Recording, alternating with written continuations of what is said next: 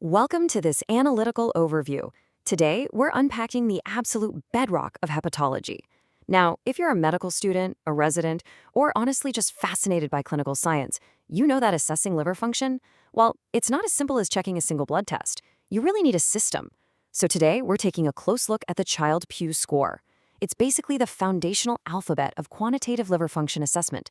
Think of it as the gold standard we use to predict survival, gauge surgical risk, and actually plan life-saving interventions for patients dealing with chronic liver disease and cirrhosis.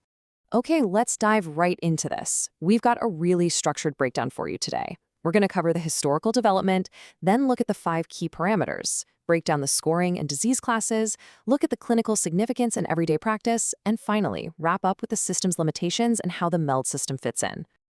All right, Section 1, Historical Development. Let's see how this clinical tool was actually born out of a desperate need to fix a massive subjective problem in liver surgery. You see, medicine is rarely perfect on the first try, right? Back in the mid-20th century, liver surgery was incredibly risky, and doctors desperately needed a way to predict who would actually survive an operation.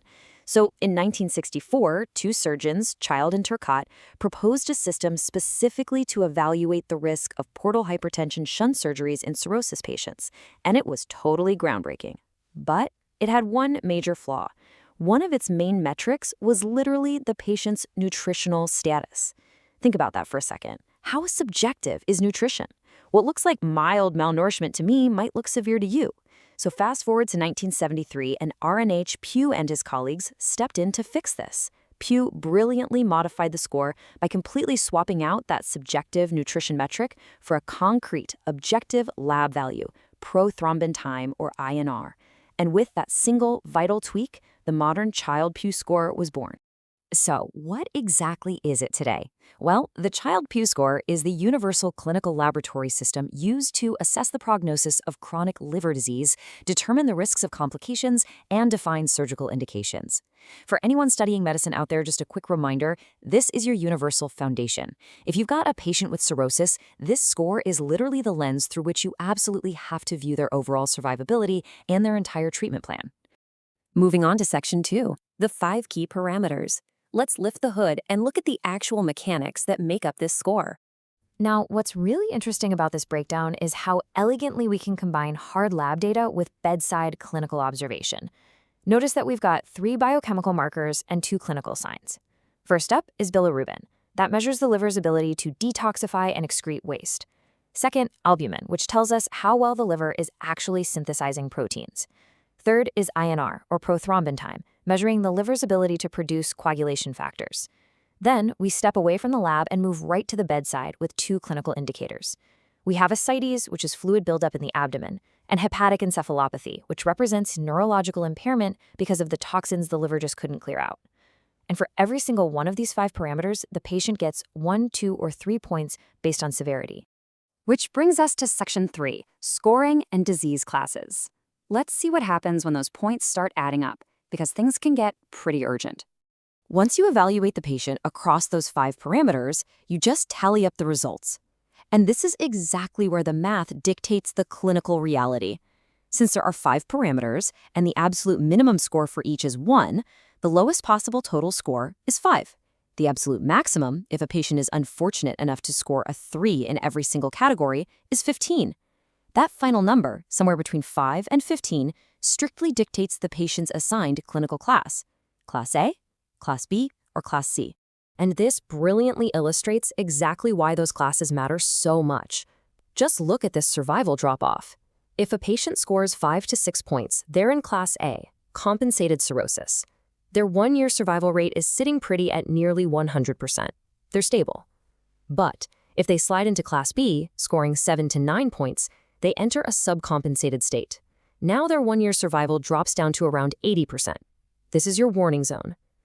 Finally, if they score 10 to 15 points, they fall into Class C, which is decompensated cirrhosis. The liver is failing and their 1-year survival rate absolutely plummets to roughly 45%. This is a terminal state if there's no intervention. That leads us directly into Section 4, clinical significance in practice. How do these classifications actually dictate those high-stakes life-or-death decisions on the hospital floor? Well, for surgeons and anesthesiologists, the Child-Pugh class is essentially the ultimate green, yellow, or red light. Say a patient needs an abdominal surgery. A Class A patient is generally good to go, with a mortality risk of less than 10%. A Class B patient, now you've got a significant risk. You're looking at about a 30% chance of perioperative mortality. But a Class C patient? Listen, elective surgery is strictly contraindicated here. Operating on a Class C patient carries a staggering 70 to 80% mortality risk. The liver simply cannot handle the intense stress of anesthesia and surgical trauma. It's just a no-go. And hey, it's not just about surgery either. This score actually governs daily medication management. Think about it. The liver is basically the body's primary pharmacy. It metabolizes drugs. If you give standard doses of common meds like statins, antibiotics, or painkillers to a Class B or C patient, their failing liver just won't break those drugs down. Instead, those medications are going to accumulate in the bloodstream, leading to a severe and potentially fatal toxic buildup. So the Child-Pugh class tells the physician exactly how aggressively they need to dial back those medication dosages. Finally, let's look at Section 5, Limitations and the MELD System.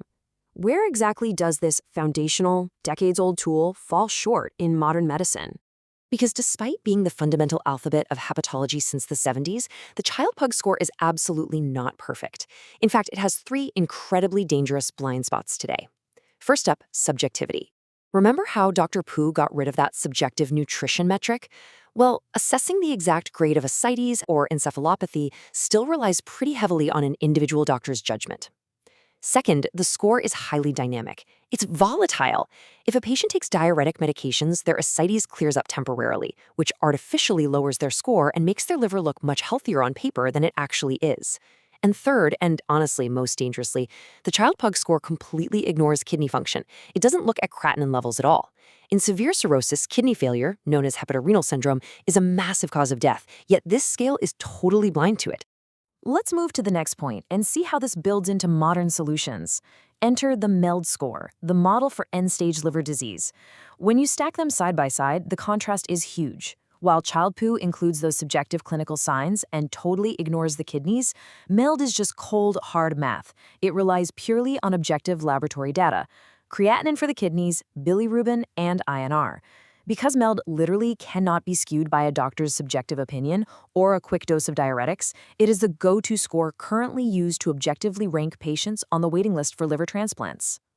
So the crucial point is this: while MELD manages that transplant queue, Child-Pugh still remains the ultimate framework for patient life planning. Here is the definitive medical cheat sheet you need to walk away with today. Class A? That means control the disease and treat the symptoms. Class B? The window is closing. It is time to actively prepare for a liver transplant. And Class C? That's a terminal state, meaning the patient requires urgent, life-saving help right now. Which leaves us with a really fascinating question to ponder. As medical science keeps advancing and we rely more and more on purely objective, algorithm-driven tools like the MELD score, will this subjective, clinically grounded Child-Pugh system eventually just become a thing of the past?